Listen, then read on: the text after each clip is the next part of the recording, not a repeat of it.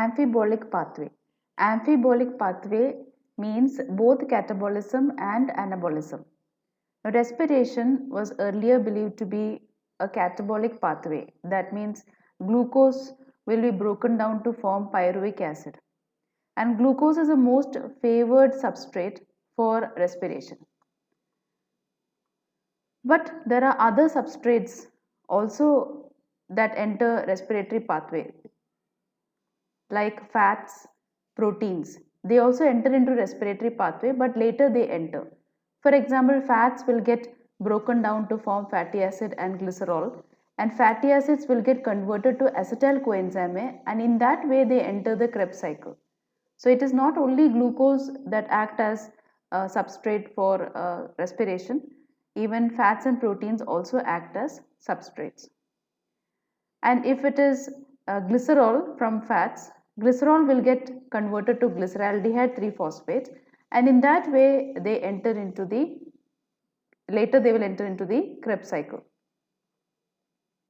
Now proteins, if it is proteins, proteins will get broken down to form amino acids, and later they will form pyruvic acid, and in that way they can enter the pathway, respiratory pathway. So respiration is a catabolic pathway. Means catabolism means breaking down of substances. So it is a catabolic pathway. Catabolism means breaking. Substrates are broken down to give energy. So it is catabolism. But when the organism needs to synthesize these substrates, they will be withdrawn from the respiratory pathway. So it is also called anabolic pathway. For example, fatty acids will be broken to form acetyl coenzyme A that will enter into Krebs cycle. That will be catabolism.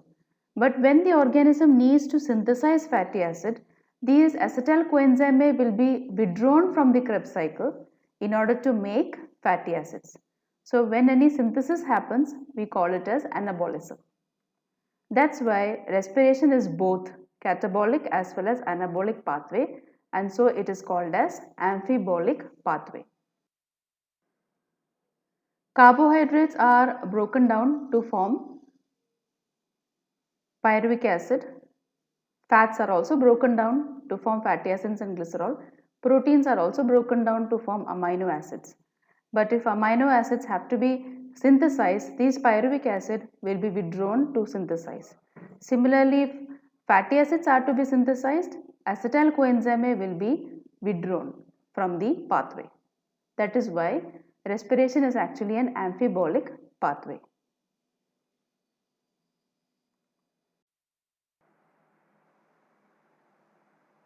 Respiratory quotient. Respiratory quotient means volume of carbon dioxide evolved for volume of oxygen consumed. For carbohydrates, the respiratory quotient value is 1. That means how much of volume of oxygen is consumed, that much carbon dioxide is evolved. That's why RQ value is 1 for carbohydrates. For proteins and fats, the RQ is less than 1.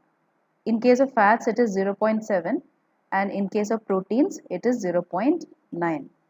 So respiratory quotient is equal to volume of carbon dioxide evolved by volume of oxygen consumed.